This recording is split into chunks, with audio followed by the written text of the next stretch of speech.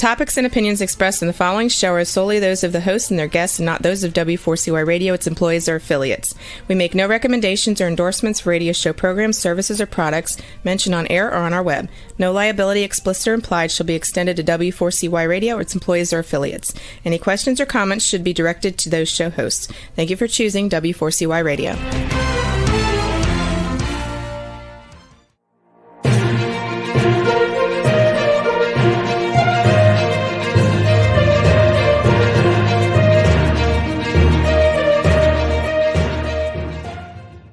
Well, thank you for joining us. This is Bill Martinez. For more information on the show, you can go to billmartinezshow.com. You know, we're just around the corner. I know it's maybe you're starting to hear some of the kids go, when is school going to start again, right? That usually was the case around our household. The kids could handle summer vacation for only so long. But this summer vacation is a little bit different. And especially the start of the new school year, because with all that's been going on, you know, since COVID and for the last 2 years, it leaves us to wonder what the heck is going to go on in this coming new year for our children and public education. Well, Sam Sorbo, Family First actress, writer, speaker, homeschool mom, is here to talk about it and tell us more. Sam, welcome. Good to have you with us. It's lovely to be here. Thanks. And it used to be that the parents could only take so much of the vacation time, right? And in fact, remember years ago, they had a campaign in it was an office supply store or a school back to school supply store. And they played the Christmas song. It's the most wonderful time of the year. And it was like the parents were skipping through the aisles, That's right. Getting the materials to send their children back to school. It always made me really sad. Yeah. But here it is. It's a different time, and the environment has changed so radically, Sam. But the good news is moms like yourself, Moms for Liberty, and others have started a movement that I think is I don't know how the bureaucracy and the public education industrial complex is going to stop it. The education industrial complex is a really good term. There is a movement now. We have seen the abject degradation of values in our schools and the abuse, the abject abuse of children, the exposure to pornography, the exposure to violence, the exposure to gender ideology, which is really psychological abuse. And so parents are finally stepping up and saying, wait a minute, I really don't want any of that. And maybe even just a little bit of that is too much.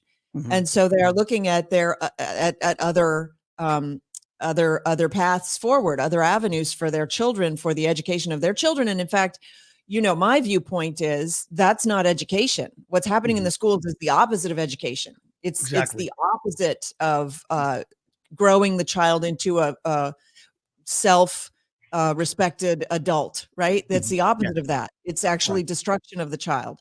And so if you have any idea of maybe this isn't a good thing, then I've got the resources for you.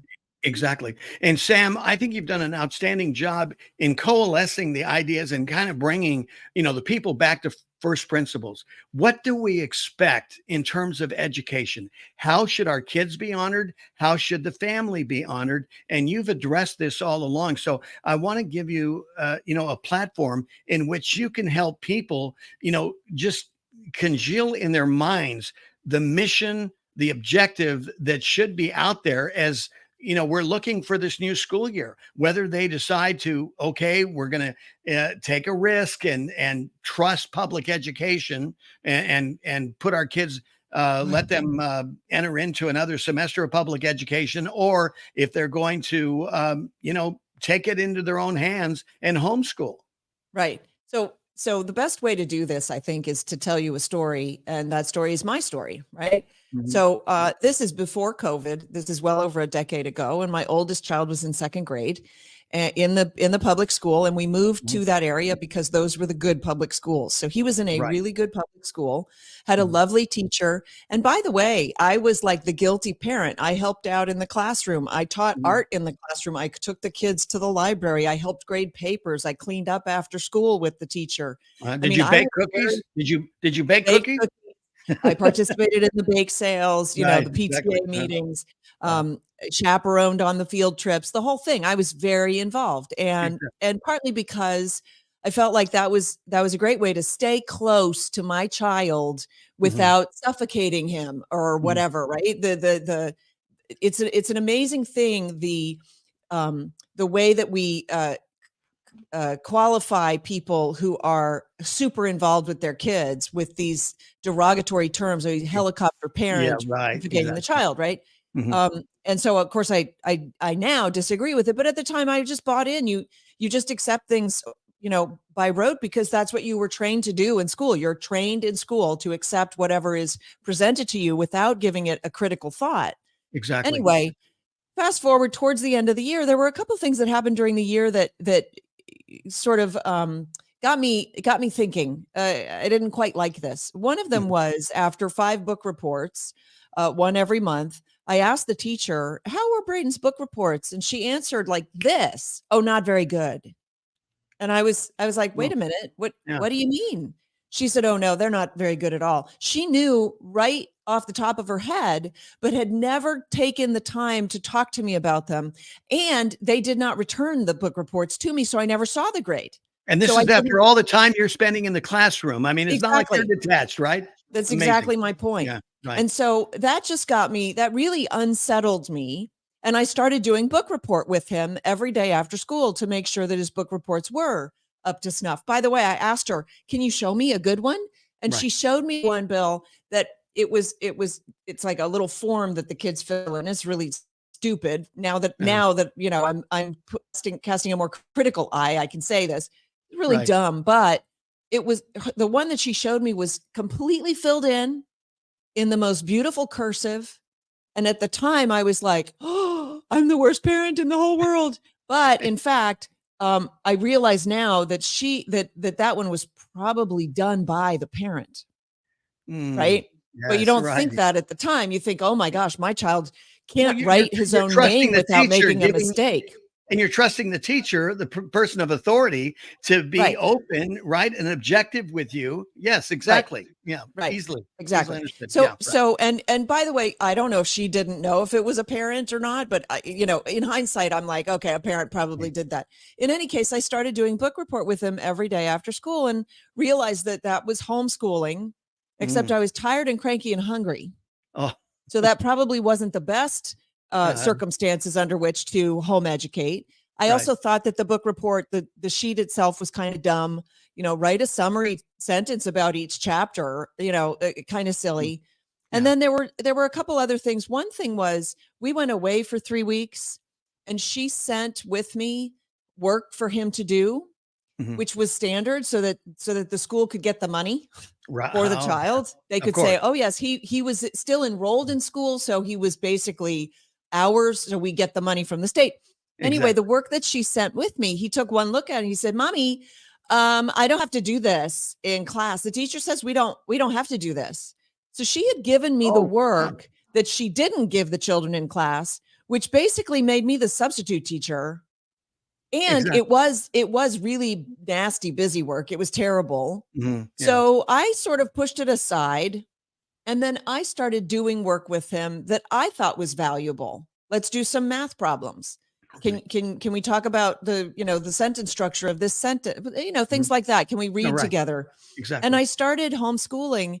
And at the end of the year, I said to my husband, "I think that if I fail as a home educator, our child will still be better off," because I recognize that there's tremendous value in the relationship that you have with your child, in keeping the child close to you and nurturing him in his growth.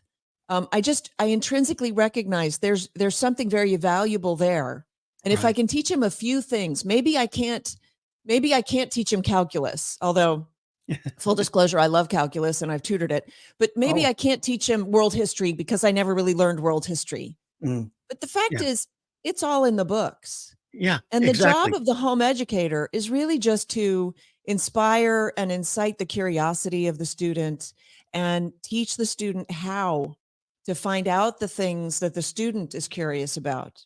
Yeah, Because the last exactly. thing you really want is for Mhm. somebody to force feed your child something that they're not interested in. Oh yeah, it'll That's never what it'll never land.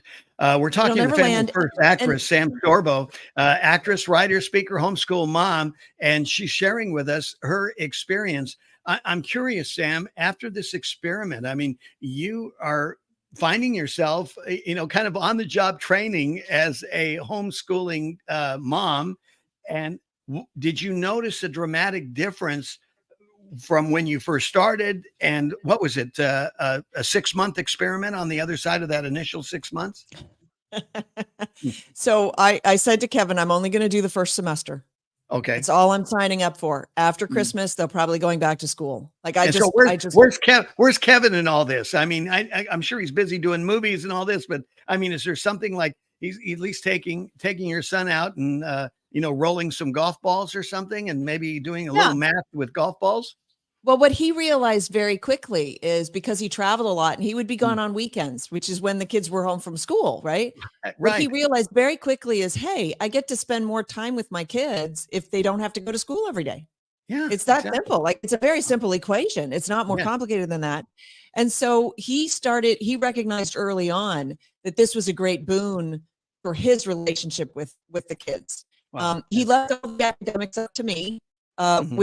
which just was the agreement. Basically, I was fine with that. He was fine with it. He did gym class. He took over Mhm. gym class and Yeah, taught the kids some sports makes and sense. stuff. Sure. We did it for the first semester, and I will say the shift was monumental immediately. Mm, Now, I want to tell people that the way you transition your kids from school to homeschool is you must practice a little bit of manipulation. You mm, have to point out all the benefits of home education and all the negatives of what institutionalized, I won't even call it institutionalized learning, but institutionalization is, okay? right. There are a Exactly. lot of negatives to the institution that Mhm. we tend to ignore because we've been brainwashed. We're so bought in that the institution does what it says that it's doing, right? Yeah, And it exactly. doesn't do that. But Mhm. not only that, there's a lot of negatives that come out of that institution. Your kids are going to try to be just like all the other kids. That's not really Yeah, what you want. You want your child to be unique and yeah. himself, and right. All Mhm, the peer pressure and all that. There's a lot that happens in the school that's not beneficial.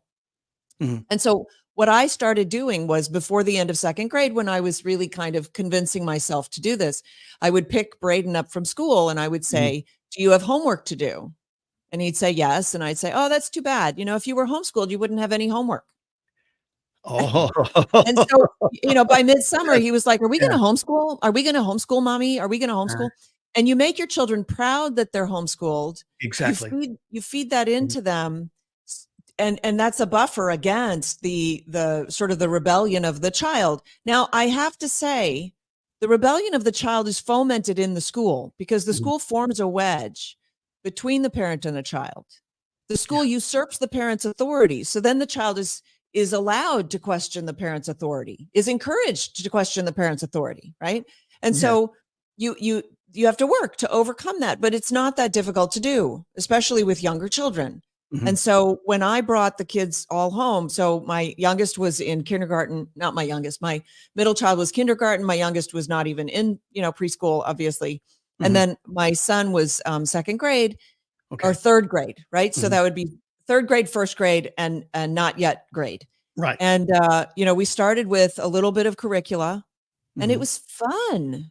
Yeah. Young kids actually want to learn. Yes. And you can get them to sit down for 15 minutes. And don't Mhm. try to get them to sit down for 3 hours. That's child Exactly. Yeah, abuse. That's especially abuse to do boys. that, Especially boys. especially. Yeah, Right, exactly. Yeah. right. And so we were off to a really good start. The big epiphany for me was, oh my goodness, I can teach these kids and it's fun. Yeah. And everything becomes a learning moment. You see a See see skunk on see the see side you of the go, road. "Look, Kevin, I'm flying." Is that what you said? It's like have It that was, you know, epiphany moment. you see the bottle return at the supermarket, and you say, hey, Yeah. if you go and find a bottle, you'll get 5 cents for that. Yeah. What? Sure, go and there's a bottle over there. Why don't you get the bottle and you put it in the machine? You get 5 cents back. Here's how you open a door for somebody. You don't stand in the doorway. You go around to the other side of the door and you hold the door open from Exactly. the back side, and you allow them to go, oh, okay. And then what happens is when you teach a child something, it Mhm. empowers them. When they Exactly. put it into practice, they become empowered. And you've done that. It's an amazing equation. It's such a beautiful, wealth-filled equation for both sides. It's really Exactly. quite exceptional.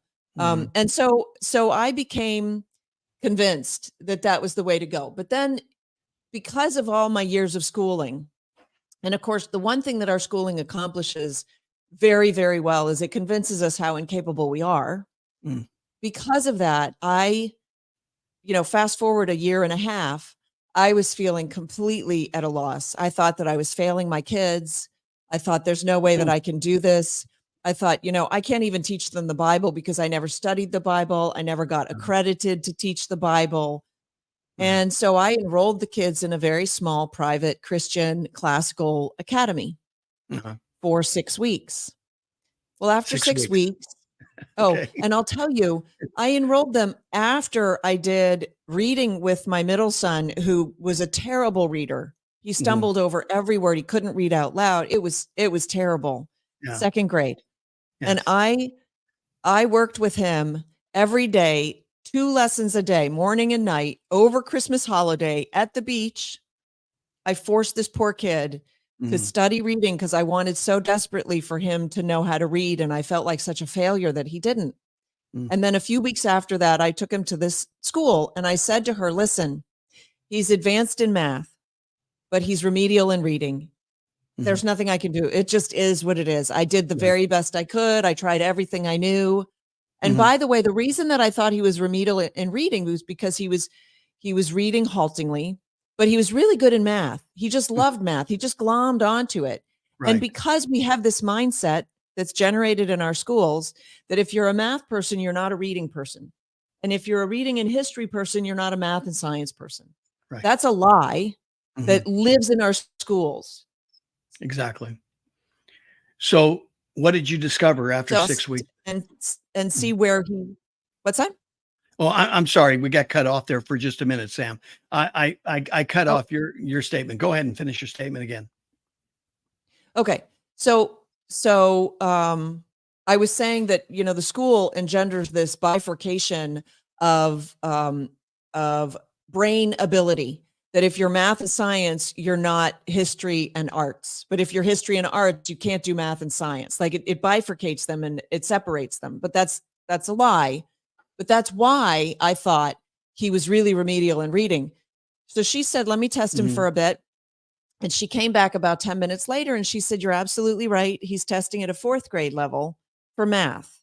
And he's 2nd grade, right? He's age of a Great, 2nd right, grader. And sure. I said, yeah. Right. And she said, Mm. well, he's reading at a 5th grade level. And I looked at her Mm. and I said, so I'm the one with the problem? And she said, yeah. Mm-hmm. And I still left my kids there. Even when it was proven to me that I was actually quite an effective teacher, I still felt Exactly. so incompetent that I left my kids there for 6 weeks. And after the 6th week, I asked for a meeting with the teacher just to check in to make sure that Mhm. I was getting a gold star. Am I doing Right. everything that I'm supposed to be doing? Right. Right, And for exactly. 5 minutes, she told me how well behaved my little boy was. Well, I know my little boy is well behaved because I've raised him. Yes, He's a right, good little exactly. boy. Mhm. So I don't want to hear that he's well behaved. What Mhm. I'd rather hear is that he's like, ooh, I have a question. Can I ask my question? Because Exactly. that is proof that the child really wants to learn and is Mhm. engaged. And Exactly. instead, what she had effectively done was shut him down because that served her purpose of classroom management, which, Forced him by the into way, compliance. Wow, is the highest exactly. priority of the teacher. Yeah, The without classroom a doubt. management is their highest priority, Yeah. not the education of the student. Boy, how revealing is that? We've got to go to break. We've got more from the writer, speaker, first family first actress, Sam Sorbo, right after this. Stay with us.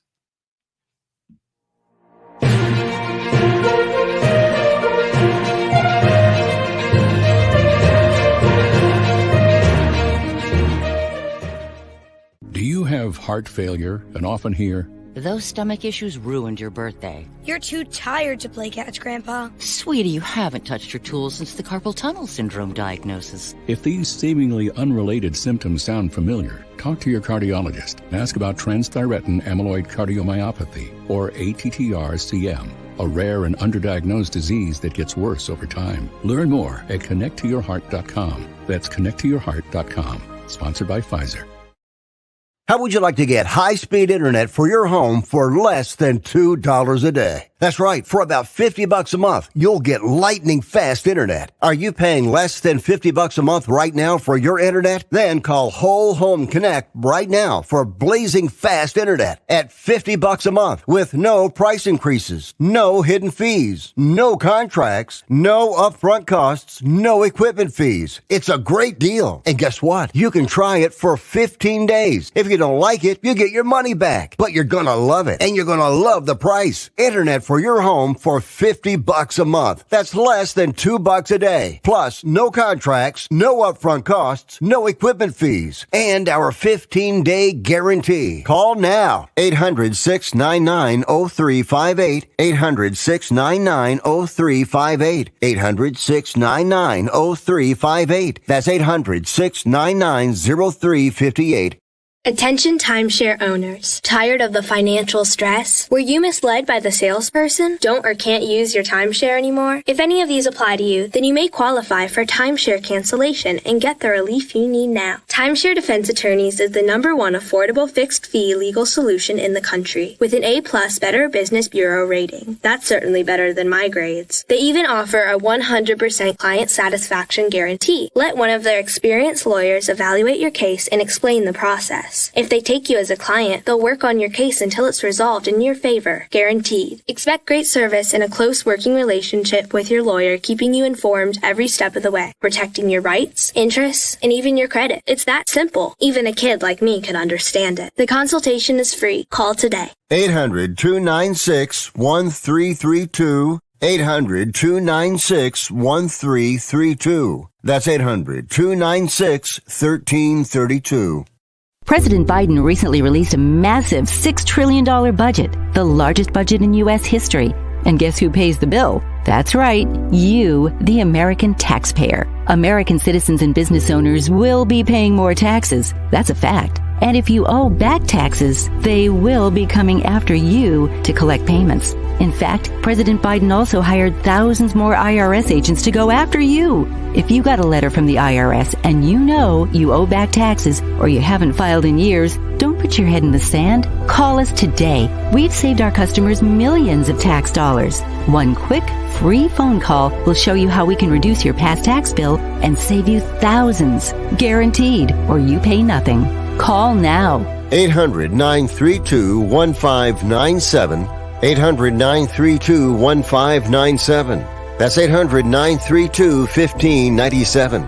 Paid for by the Tax Helpline.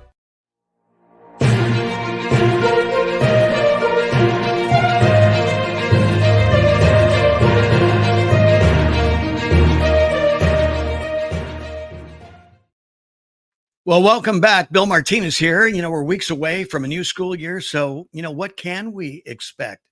Sam Sorbo is with us, the family first actress, writer, speaker, and homeschool mom.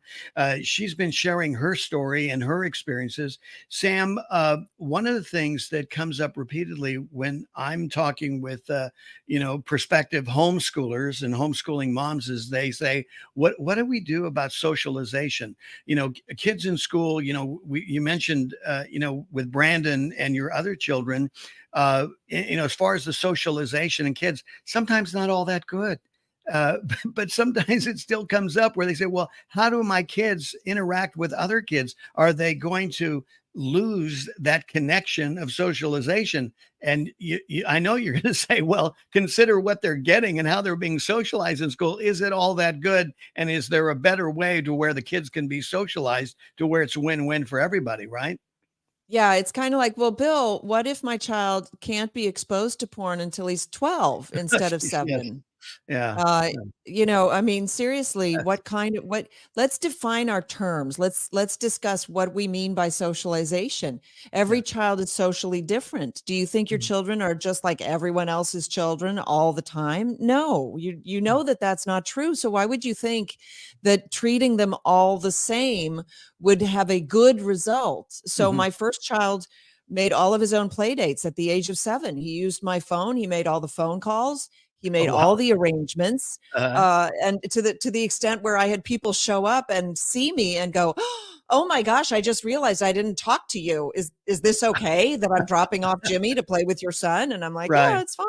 Yeah, My other 2 were introverts. They were not interested in making many friends at all. And so if I had forced them to go to school, it would have been a burden on them because they don't like to be around people that much. So we have to be careful what we wish for, right? Right. Exactly. Well, I want my son to be the captain of the football team. Well, good luck with that. I don't know how well that's going to work out for you. You can have all these dreams, but can we just be realistic a little bit about our children? So when it comes to socialization, the best place for them to get socialized is at home, is with the parents in supervision of what kind of socialization we're talking about. Exactly. And so often I talk with Christian parents whose kids go to Christian school and they think my Christian school is somehow immune to the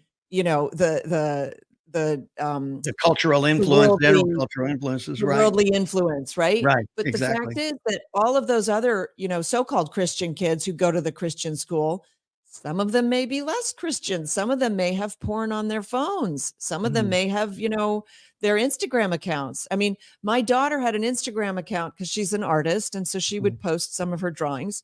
And she took it off her phone at one point when she was 15. She said to me, "Mom, I'm taking Instagram off my phone." And I said, "Oh."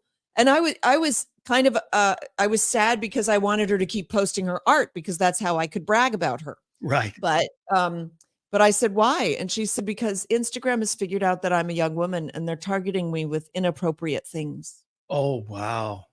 Now that's the result of the socialization that I did with her. Exactly. And mind you, it wasn't perfect, but it was supervised. So even in its imperfection, I could see issues crop up and I could try to take care of them. And, you still miss things. There are still things that happen that are outside your control. So Sam, I would urge parents, think about keeping as much in your control as possible and don't be cowed by the, claims of helicopter parenting or whatever. Ridiculous. Right. Exactly. Well, like you said in the first segment here, the term socialization, where did that come from? It probably came from the teachers who were trying to say that this is one of the big benefits of public education is your kids get to go out and socialize. But you don't have a control of what's being deposited into the situation. But, thank God for the home socialization and that control environment that your daughter was comfortable enough to tell you what was going on, because how many other daughters that are, experiencing the same thing that wouldn't tell their moms or their dads what's happening to them on their cell phones, right? Right. The school breaks that bond. The school breaks the authority of the parent and challenges the authority of the parent. And then the parent becomes somewhat suspicious. Also, let's think about this on just a visceral level, right? So the child is sent to school, which means that the parent is tacitly telling the child, school knows better than I do, trust the school. And then the school does things that are really stupid, like it teaches survival of the fittest as the law of the land, but then tells the child, hey, no bullying, bullying's not allowed. Well, what is survival of the fittest if it isn't bullying? So then the school loses credibility, which by the relationship, the parent then loses even more credibility because the parent is given the school basically carte blanche. So I'm just saying, if you think all the way through these things, and then you rightly pointed out, the schools came up with socialization as an excuse to keep your kids in a failing education system.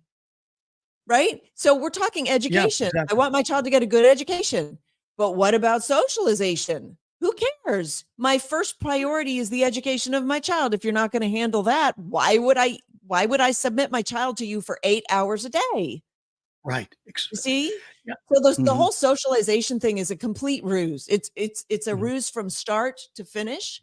And unfortunately, because we weren't taught in school how to think critically, we Yeah, don't know enough to say, but that's a ridiculous claim. That's not a exactly. cogent argument. Right. Well, because kids are trained not to ask questions. They're trained to comply, right? Well, the parents are trained, right? Because the parents already went Yeah. through all of the training. And so now the kids, Exactly. yes, the Yeah. kids are being trained, but the parents were already trained not to question. So when it comes up, well, what about socialization? Well, what about the science fair? What are you going to do about the science fair? Well, what are you going to Mhm. do about sports? You got to do sports, and school's the only place to do sports. Since when is that the case? And since when should that be the case? You see what I'm saying? But Exactly. they built in all of these, weird sort of safeguards to try to prop themselves up because they are failing. They are Mhm. abject failures at their identified goal, which was Yeah. education. They are failing. Well, And I want to they're encourage hooked. people, by the way, Yeah. my website has all of my resources. So just go to samsorbo.com. And if you're contemplating home education, get the playbook for home learning, because I will walk you through what the way that you should be thinking about education, and it will set you free to educate your child, to be empowered, and to be able to educate your child yourself. Yeah. It's just not that hard. I have all the resources lined up for you, and you can get it done. And I've had so many parents come up to me after speaking engagements. Hey, I heard you speak 3 years ago, and we Yeah. took our kid out the next day. We were so compelled. And I tell you, it's Mhm. been an amazing thing. And we owe it all to you. Thank you so much for convincing us to do it. It's just been the biggest blessing on all of us. It's been right. So this is what I want for you. I want the blessings of family Right. and of children, and, of this lifestyle, because it's so gratifying. It's such an amazing, you would never know it because of what they Right. taught us in school. You would think, oh, that's the last thing I want to do. But Right. that's the furthest thing from the truth. Yeah, exactly. Sam, what a journey your life and your experience. Uh, Probably as you started out, you never thought in a million years you would become such an advocate for homeschooling and education. And you have become such a blessing, and like as you presented the playbook here, I mean, this isn't something that you did overnight. I mean, there is a lot of experience, other people's input, the team that you've put together to be able to assemble this playbook. I mean, this is such a an awesome idea and a blessing for parents, especially parents that are and more parents are considering homeschooling because of the obvious reasons of the failing public education system, the grooming that's being done, and as you mentioned, exposing our kids to inappropriate language and expression. I mean, this is disgusting what our kids are being exposed to. Thank you very much, the public education system that we pay into, right?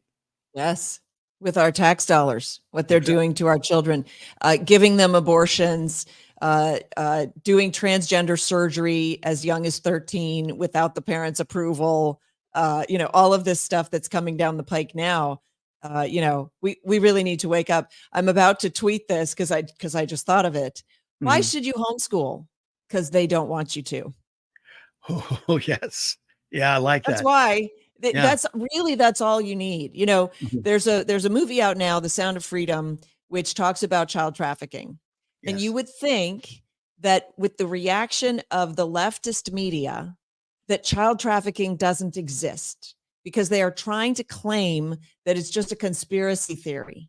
Right. And at the same time, they're publishing articles claiming that children enjoy sex and there should be nothing wrong with an older man with a younger boy, or Mhm. what have you, right? Yeah. Pedophilia.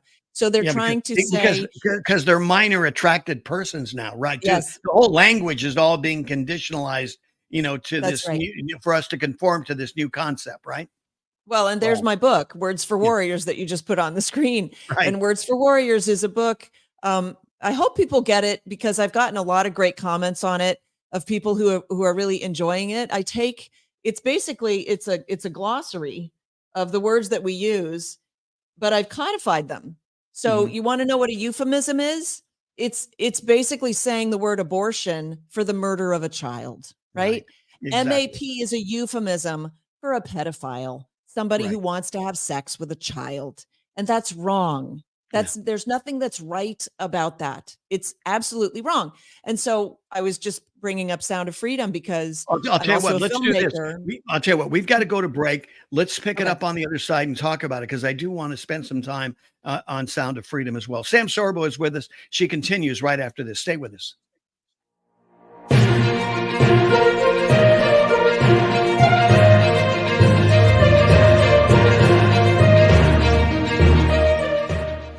Individuals and businesses with tax problems, listen carefully. Do you feel like you're losing control of your finances? If you owe over $10,000 in back taxes or have unfiled tax returns, we can help you take back control. The IRS is the largest and most aggressive collection agency in the world, and they can seize your bank accounts, garnish your paycheck, close your business, and file criminal charges. Take control of your tax problem now by calling the experts at U.S. Tax Shield and take advantage of the Fresh Start program and new laws that may allow us to negotiate a settlement for the lowest amount possible. Our team of tax attorneys and enrolled agents can stop collections and get you protected so you can take control of your financial future. U.S. Tax Shield offers a price protection guaranteed quote to get you protected today. U.S. Tax Shield is A+ rated with the Better Business Bureau, so call now. 800-536-4436. That's 800-536-4436. U.S. Tax Shield. 800-536-4436.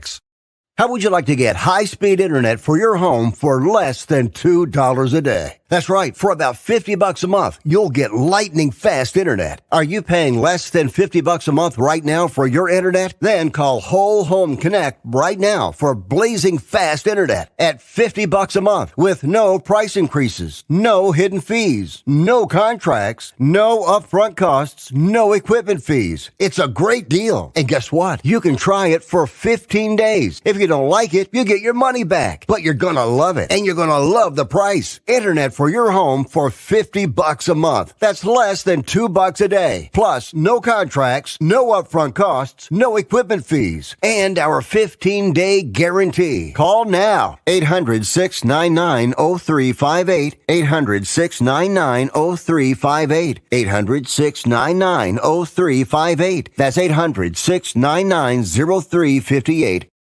If you're living with diabetes and using insulin, you know the pain of pricking your fingers over and over again. Ouch! Well, by wearing a small remote device called a continuous glucose monitor, or CGM, you can reduce the pain of pricking your fingers. If you administer insulin 3 or more times per day or use an insulin pump, call now and learn how a CGM can help you. Painless. No more pricking my finger. No finger pricks. Convenience. They delivered it free and they took care of all the paperwork. You can reduce pain right away. Plus, it's accurate, easy to use, and helps you spend more time in range. And if you have insurance, you can get a new CGM at little or no out-of-pocket cost. Call now and get free shipping of your new CGM. Plus, we'll bill your insurance for you. 800-823-9853. 800-823-9853. 800-823-9853. That's 800-823-9853.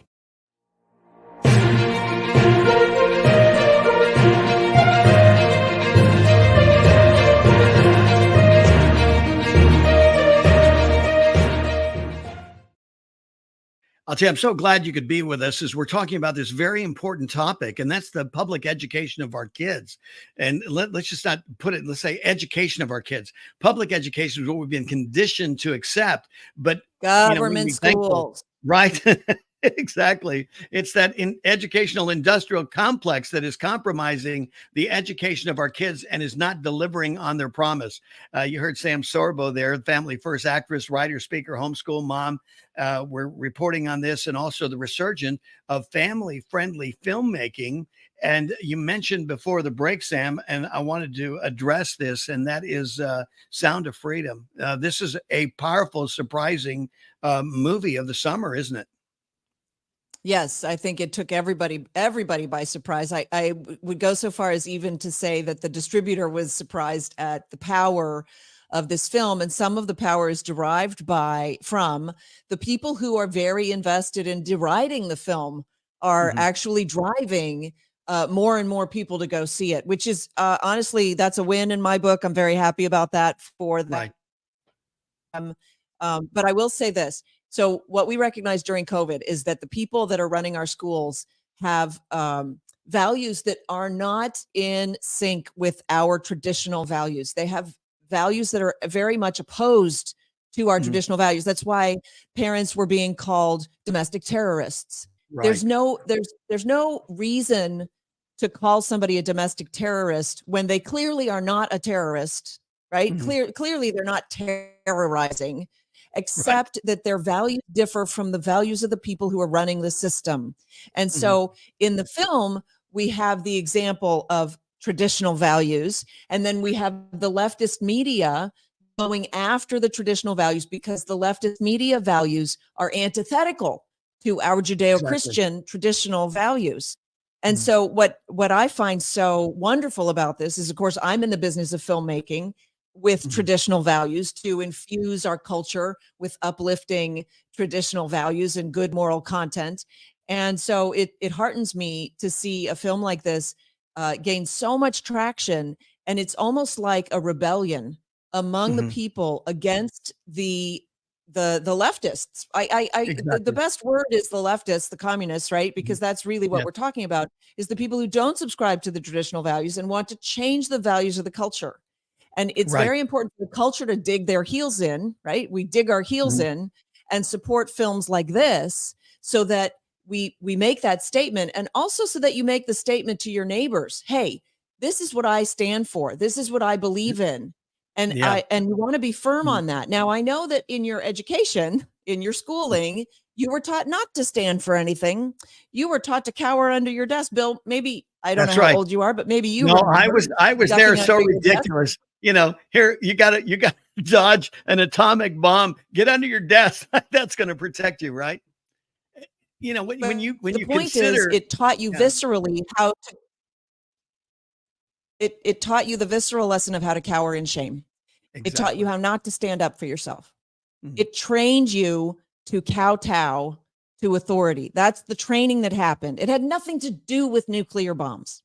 Right. And so we're in a culture now where we don't have strong men who will defend strong traditional values. We have weak men who will allow their daughters to go into abusive situations and not stand up to the abuser. Do you see what I'm saying? Yeah, exactly. And so what I want to do, because here's the thing, the beauty of this, the magic in this, is when you bring your children home and you start to care for them as their primary educator, okay? You grow so much as an individual. You grow in strength. You grow in dignity. You grow in integrity, because now you are responsible for this thing. You're responsible, and you're reactive to it. And they grow because they see you investing in them. And so they say, oh, I have some intrinsic value. Somebody believes in me, right? And so this is the beauty of that equation. We can turn this around in one generation. We can turn this whole thing around. What does that do? And I look at the family dynamic. I mean, it's so win-win. Here you are, you're the participating mom, the dad gets involved when they can. And I see what I'm hearing, Sam, is that this is healing, the family dynamic. And I might even say, because some have admitted it to me, and they said, Bill, I got to tell you, our marriage, to be honest with you, was on the brink. And we thought the last thing we needed to do was bring our child home and homeschool him. And the added blessing was, not only did they get a better education, but our marriage began to thrive. Imagine that, Sam. Yeah. Well, then you become a team, right? The two of us have to pour into this child. Let's get this job done. And so that's really what the playbook is all about, is training you so that you're thinking this way. We can turn this around in one generation. Happier parents, smarter kids, stronger families. That's my motto. Happier parents, smarter kids, stronger families. I love it. Words for warriors. We touched on that. Words are meaningful. They're powerful. The right words, and we need to know them. And go ahead. Well, in the beginning was the Word, and the Word was with God, and the Word was God, and God spoke. and he created being. He created with a word. Yes. Let there be light. And there was, right? And Right. so, words have power. Your words have power. There's the lesson. You say something really nasty and you can't take it back, and it is out there, man, and it has power. And so we all know this. And who knows this better than maybe the rest of us is the left, which is why the left is trying to change the definitions of our words, to the point of changing the definition of woman, changing the definition of the word vaccine, which they did. Yes. Changing the definition of the word bigotry. If you look it up now, a bigot is somebody who has discernment over anything. If you prefer chicken to fish, you're a bigot. Yeah. So we have, these are very strong moves that the enemy of truth and righteousness, if you will, is taking. Very strong moves. But it's, if we will just stand for the truth, there is nothing stronger. There is nothing stronger than this one little tiny word. No. Exactly. No. Right? You just practice that. And when somebody tells you a lie, you just say, no. And how empowering is that, Sam? Yeah, it's kind of cool. It's hard. Yeah. I've done it.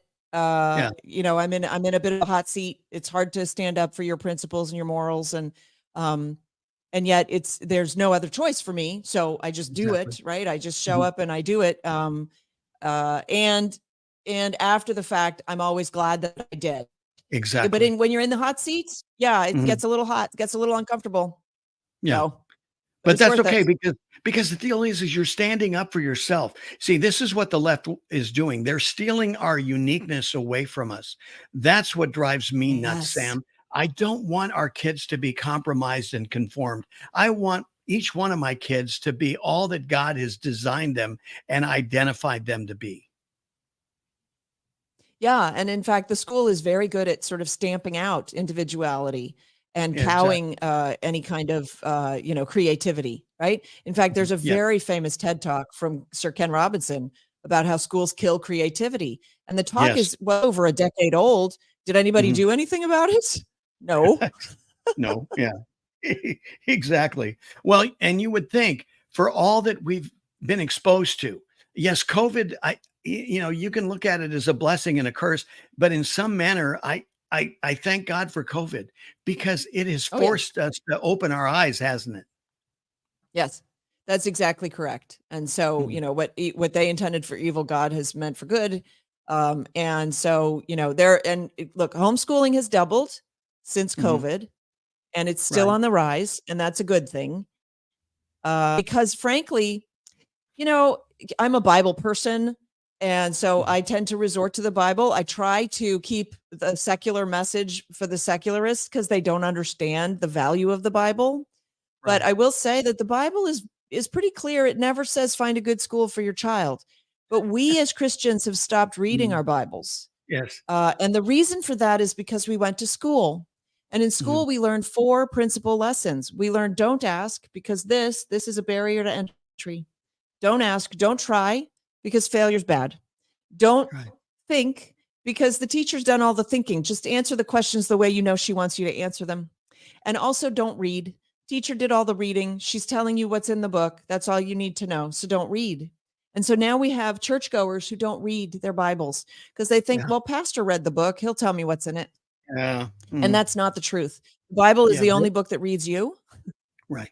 It's a beautiful book. It's a history book. It's got some great stories in it. And it's got some very, very important lessons in it. It is the book of truth. It's actually the code for how to live. It's like the key, the guide. They say children don't come with an instruction manual. Yes, they do. It's the Bible. My kids have figured it out, and they all study the Bible every day. And so I highly recommend that wonderful book. And if you don't know where to start on your homeschooling journey, start with the Bible.